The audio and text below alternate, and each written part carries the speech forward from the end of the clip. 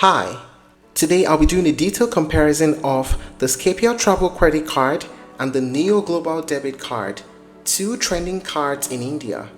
If you've been planning international trips or even just want more value out of your everyday spending while traveling, you've probably come across these cards.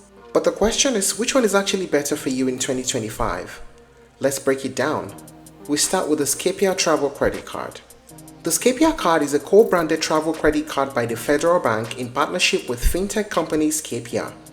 This card is built exclusively with travelers in mind. It offers completely digital onboarding experience. You can apply and get approved directly from the Scapia mobile app and receive an instant virtual card for online use.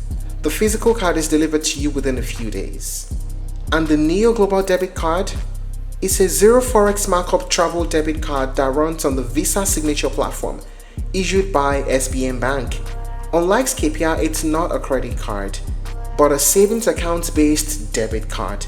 That means you'll be spending your own money, but with added perks and no hidden fees. You can open a Niyo Global account digitally via the Niyo app, and once you load a small amount, usually 5,000 rupees, your account is activated and a physical card is shipped. It's packed with smart features like live forex rates, ATM locators, travel insurance, and even a real-time in-app dashboard to manage your card settings. Now let us talk about the main features. Zero forex markup. Both Scapia and Niyo Global offer 0% forex markup. It means no extra fees when you swipe this card internationally. Most regular cards charge anywhere from 2 to 3.5% for the privilege of spending abroad, so this is a huge saving. Rewards and interest. This is where the two cards take very different approaches. Scapia gives you rewards in the form of Scapia coins. You earn 20% in coins on travel bookings made through the app, and for all other spends you earn 10% in coins, excluding some categories. Niyo Global, on the other hand, does not have a reward point structure.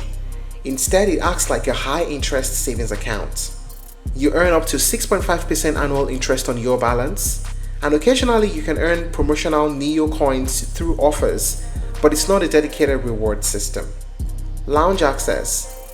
Scapia offers unlimited domestic airport lounge access, which is activated when you spend above 10,000 rupees or more per month with the Visa version, or above 15,000 rupees or more per month if you're using the RuPay version.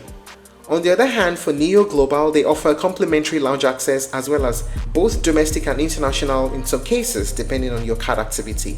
And they also say that you get 3 free international ATM withdrawals per quarter, which is a lifesaver if you're traveling abroad. The mobile app experience. Both cards come with feature-rich mobile apps. Now, what is the pricing like?